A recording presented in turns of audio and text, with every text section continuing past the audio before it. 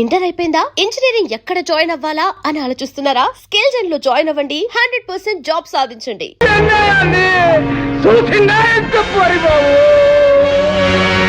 బాబు, చూడండి ఎంత ఘోరం జరిగిపోనాదో చూడండి బాబు. మేము ఎవరికి ఏ పాపం చేశామని మా కడుపులో ఇలా ఆరని చెట్టు పెట్టారు బాబు. ఇదిగో ఏ అన్యాయం చెయ్యని నా కూతుర్ని ఇలా ఎందుకు చంపేయాల్సి వచ్చింది బాబు?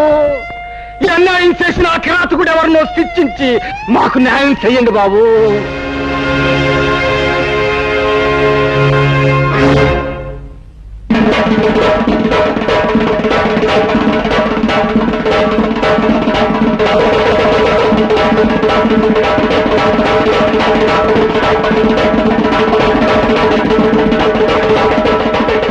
ఏమిటి హరి, ఏమిటి ఘోరం, ఏమిటి దారుణం? రాయుడు గారు, ఒకరి మోసానికి బలైపోయింది అమాయకురాలు. ఒక డబ్బున్న వాడి మాటలు నమ్మి ఆశపడి అంతమైపోయింది ఈ పేదపిల్ల. ఈ కన్నెపిల్ల కళ్ళ ముందు రంగుల కళలు చూపించి తన కోరిక తీర్చుకుని ఆ తర్వాత అతి దారుణంగా చంపేశాడు ఆ కిరాతకుడు. అది సరేనయ్యా, ఇంతకీ ఎవడా కిరాతకుడు? ఎవడైతే తనను అనుమానించకుండా ఉండడానికి ముందుగా ఆవేశంగా మాట్లాడతాడో వాడే. అంటే ఇప్పుడు ఆవేశంగా మాట్లాడిన ఈ హరిబాబే శాస్త్రం ప్రకారం ఇందుకు కారణం ఏమిటి? చిత్తులు మారి నక్కల్లారా, ఏమిటా మీ ఉద్దేశం? ఇలాంటి తప్పుడు కూతురు కూశారంటే ఆ పిల్ల శవంతో పాటు మీ శవాలు కూడా పాడెక్కుతాయి. చూడాలి బాబు, తీర్పు చెప్పాల్సిన వాడు ఉండవలసింది ఆవేశం కాదయ్యా, ఆలోచన. అసలు ఏం జరిగిందో నిదానంగా తెలుసుకోవాలి. అసలు జరిగిన గొడవేటో చెప్పారన్నా? నిన్న ఈ హరిబాబు మా అక్కను చెరువుగట్టు కాడికి రమ్మన్నాడండి. అది వెళ్ళిందండి, అంతేనండి, తిరిగి రాలేదండి. ఏమయ్యా హరి, వాడు చెప్పేది నిజమేనా? నిజమే. నేను లక్ష్మి కోసం అక్కడికి వెళ్ళాను. అరగంట సేపు చూశాను, తను రాలేదు. దాంతో వెనక్కి వచ్చాను. ఆహా, అని నువ్వు అరికతో చెప్తూ ఉంటే అది మేము వినేసేసి నమ్మేసేసి ఆనందించేసేయాలా? లింగం, సర్లే, నీ రంకెలకు నేను దంకుతానా? నువ్వు ఆ పిల్లతో తోటలంటా దొడ్లంటా తిరగడం నేను అనేక సార్లు చూశాను. లింగం, పిచ్చి పిచ్చి వక్కు. ఆ పిల్ల నాకు చెల్లెలు లాంటి. రంకు బయటపడ్డ తర్వాత శాస్త్ర ప్రకారం చేసేది బొంకడమే. అయినా చెల్లెలి కష్ట సుఖాలు వినడానికి తోటలు దొడ్లు గాని పనికిరావా? అయ్యా, నీతో నువ్వు లక్ష్మి రహస్యంగా కలుసుకోవడం మాట్లాడుకోవడం ఏడే నాకే కాదు, ఈ ఊళ్ళో చాలా మందికి తెలుసు. అవును, లక్ష్మితో ఏదో రహస్యంగా మాట్లాడేవాడు హరి. మేము ఎప్పుడు ఏం అడిగినా ఏం జరిగిందో చెప్పేవాడు కాదు.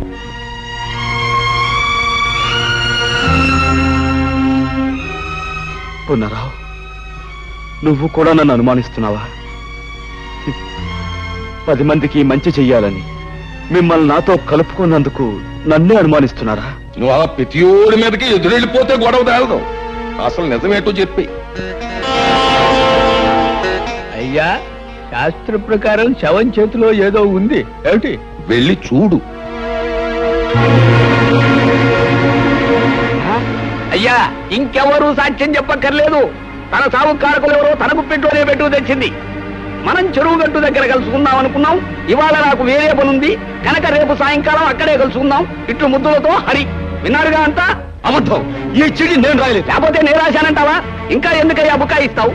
ఇలాంటి ప్రేమలేఖలు రాసి ఆ పిల్లని ఒళ్ళో వేసుకున్నావు. తోటలు దొడ్లు తిప్పి నీ సరదా తీర్చుకున్నావు. శ్రీరామనవమి నాడు అది నెల తప్పిందని తెలుసుకున్నావు. నాకు దారేమిటి అనేది అడిగితే చెరువుగట్టుకు రమ్మన్నావు. శాస్త్ర ప్రకారం ఎవరూ చూడకుండా దాన్ని పీకలోకి చంపేశావు. ఇప్పుడు నీ మీద అనుమానం రాకుండా డప్పు కొట్టి చిందులేస్తున్నావు ఏమిటి? నన్ను అన్యాయంగా నిందించకండి. ఈ నేరం నాది కాదు. నేను చెప్పేది వినండి, నా మాట నమ్మండి. ఇంకా ఏంటయ్యా నీ మాట నమ్మేది? ఇన్ని సాక్షిగాలు పెట్టుకుని ఇంకా నువ్వేదో మాట్లాడేసి మాయ చేసేద్దామని. ఈ ఊరు ఎంత దాగా అయిపోయిందయ్యా. నువ్వేదో ఉత్తముడు అని, చదువుకున్నవాడు అని, తెలివైనవాడు అని నీకు పీఠం అప్పచెప్పి నీ తీర్పుల్ని మాటల్ని యాదాలుగా తలూపినే ఈ ఊరికి ఏం చేసావయ్యా ఉపకారం? ఒక ఆడపిల్లని, అందులోనూ పేద పిల్లని నమ్మించి ప్రాణాలు తీశావు. అసలు నువ్వు చేసిన పనికి వెంటనే పోలీసులకు అప్పగించి ఉరిష్ట చేయించాలి.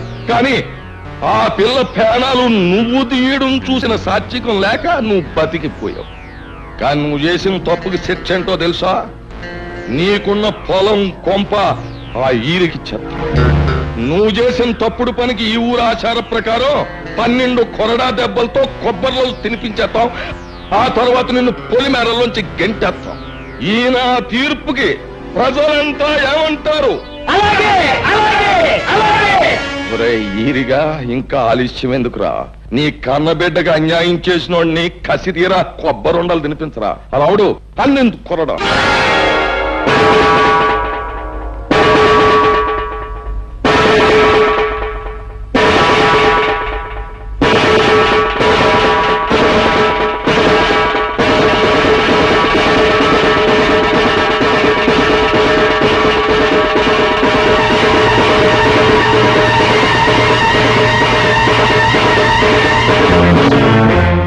రాముడు, ఇది ముసలోడు వల్ల అయ్యే పని కాదు గాని నువ్వే కొరడా అందుకుని శిక్ష అమలు పరిచి.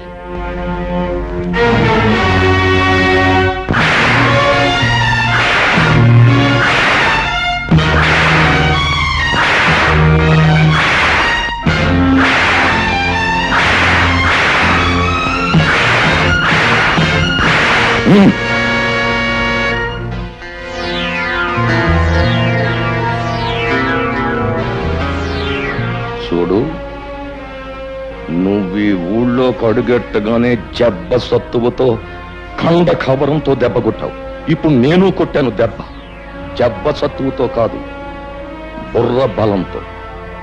అది రాయుడు గారి దెబ్బ అంటే. అమ్మో అమ్ము, ఏళ్ల పెళ్ళాలు తాడు పెట్టిక్కిన తెగ, ఏళ్ల నోరు పడిపాను, ఏళ్ల కాష్టాలు కాలిపాను.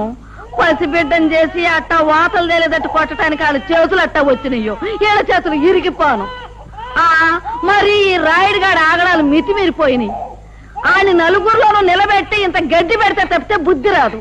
చూస్తా చూస్తా ఆడి సంగతి నేను తెలుస్తాగా, నువ్వు ఊరుకోరా. ఇదిగో అమ్మాయి, ఏంటమ్మా? బిడ్డను జాగ్రత్తగా చూసుకోమ్మా, నేను వస్తా. మంచి పని చేయడం తప్ప మరొకటి తెలియదు. నువ్వు ఇలాంటి పని చేసావని ఎలా అనగలిగారయ్యా? ఆ రాయుడు తలుచుకుంటే గుళ్ళో ఉన్న దేవుడు కూడా తప్పు చేశాడని నిరూపించగలడు పార్వతి. పాపమే ఊపిరిగా బతుకుతున్న రాయుడు మంచిని భరించలేడు, సహించలేడు. అతనే కదండి బాబుని ఇంతవాడు అంతవాడు అని పొగిడి పెద్దరికి వంటగట్టింది. అదేనే రాయుడు రాజకీయం. ఎదటివాడు మంచివాడు 10 మందికి కావలసిన వాడైనప్పుడు వాడు దెబ్బతీసేది శక్తితో కాదు, యుక్తితో. బాధపడకు బాబు, ఈ దెబ్బలు 2 రోజుల్లో నయమైపోతాయి. నేను బాధపడేది ఈ దెబ్బల గురించి కాదమ్మా, నా మనసుకు తగిలిన దెబ్బ గురించి. ఆ రాయుడు మాయలో పడి నా వాళ్ళు, నేను నమ్మిన వాళ్ళు నన్ను అనుమానించేందుకు బాధపడుతున్నాను. ప్రజలు గొర్రెల మందల లాంటి వాళ్ళు. రాయుడు లాంటి స్వార్థపరులు, దుర్మార్గులు వాళ్ళని తెలివిగా తప్పుదారి పట్టిస్తూ ఉంటారు. వాళ్ళని ప్రయోజనం లేదు. చూస్తూ ఉండండి, ఈ గొర్రెల మందల్లాంటి ప్రజల్ని గర్జించే సింహాలుగా మార్చి ఆ రాయుడి మీద కుదులుతాను. నాపై పడ్డ ఈ అపనిందన తుడిచేసి నిజమేంటో వాళ్ళకి తెలిసొచ్చేలా చేస్తాను. ఆ రాయుడు దెబ్బ కొట్టింది నీటి పావులు కాదు, తాచు పావులని నిలుస్తాను. బాబు, రే రాయుడు, నీ బతుకులో నిప్పెట్ట. అన్యాయంగా హరిబాబు మీదకి నేరం నెట్టి నీ ముదనష్టం పంచాయతీలో పెట్టి ఆయన కొట్టించి ఊరి నుంచి గంటేస్తావంట్రా. నువ్వు నీ పెద్దరకు నీ పంచాయతీ బూడిదైపోను. ఒరేయ్, ఇన్ని సంవత్సరాలుగా నిన్ను చూస్తున్నానే, భయపెట్టో మాయ చేసో నా బిడ్డను నీ గుప్పిట్టో పెట్టుకున్నావు. నా కూతుర్ని అల్లుడిని ఊరి నుంచి తరిమేశావు. నా వాళ్ళని నాకు కాకుండా చేస్తున్నావు కదరా నీ నోరుపాడా. ఊళ్ళో మంచిని చంపేశావు. నీ మాటకి ఎదురు లేకుండా చేసుకున్నావు కదరా సచ్చినాడా. ఇవాళ హరిబాబు నీ ఆటలు సాగనివ్వటం లేదనేగా ఆడి మీద అంత నిందేశావు.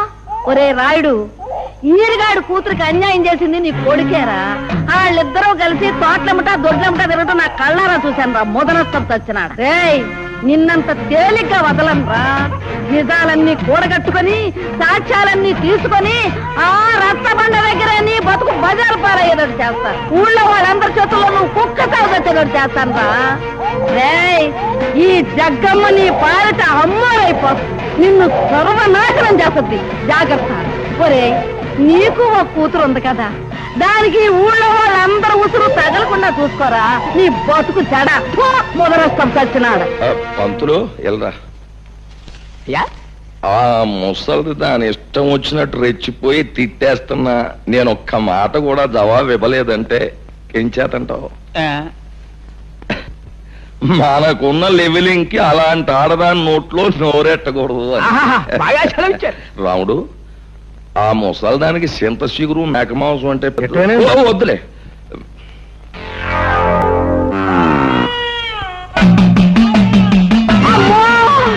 ఇంకెవరు రాడు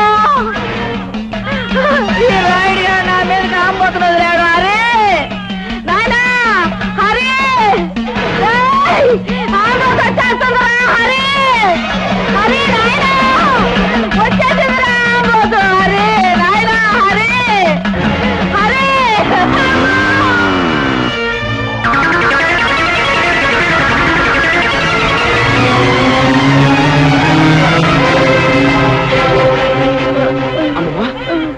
అమ్మమ్మా బాబు ఎంతో మందికి ఎన్నో ఉపకారాలు చేశావు నాకు ఒక ఉపకారం చేస్తావా చెప్పమ్మా బాబు నీ చేత్తో నాకు తల్ల కొరివి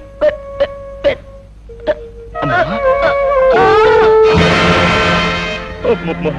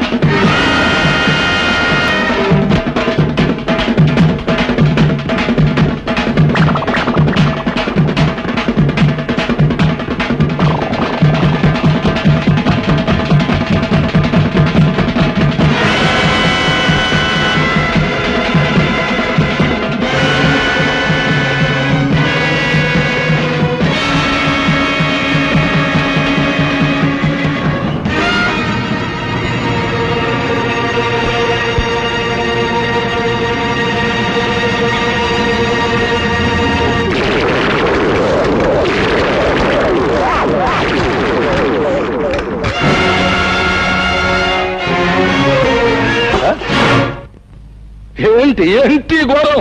ఘోరం కాదు రాయుడు, ఇది నీకు ఒక గుణపాఠం. నీ ఆంబోతుని ఉసిగొల్పి ఓ ముసల్దాన్ని చంపడం కాదురా. నువ్వు మగాడు అయితే ఓ అమ్మకు అయ్యకు పుట్టినవాడైతే నాతో ఢీకోరా. కంగారు పడకు, ఆ రోజు వస్తుంది. రే పైన దేవుడు ఒకడు ఉన్నాడు, అన్నీ ఆడే చూసుకుంటాడు. దేవుడే ఉంటే నువ్వు చేసే ఈ ఘోరాలకి నిన్నెప్పుడో బూర్తి చేసేవాడు. రాయుడు, నేను ఇక్కడ వచ్చింది నీ అంతు చూడ్డానికి. నీటోళ్ళు చాలా మంది వచ్చారు, జిలేబీలు హల్వాలు తినేసి బాల్చీలు తన్నేశారు. నీకు ఆగతే పడదు. అది చూస్తారా? ప్రాణాలు తీసే పశువు కొమ్ములైనా పాము కూరలైనా పీకి పారేసే నేను కనిపించని కొమ్ములు కూరలు ఉన్న నీలాంటి రాక్షసుని మాత్రం వదిలిపెట్టను. ఎప్పుడో నీ ఆంబోతులాగే నువ్వు నా చేతిలో చస్తావు, గుర్తుంచుకో.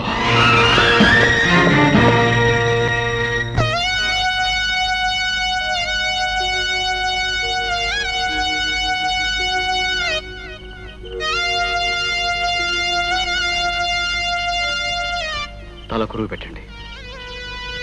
వద్దు, మా అమ్మ బతుకున్న నాళ్ళు ఆవిడ ఏ కోరిక తీర్చని దుర్మార్గుణ్ణి.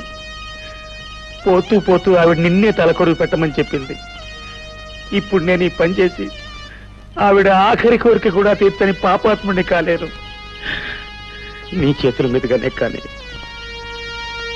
సందేహించకు బాబు, ఆమె ఆఖరి కోరిక నెరవేర్చు.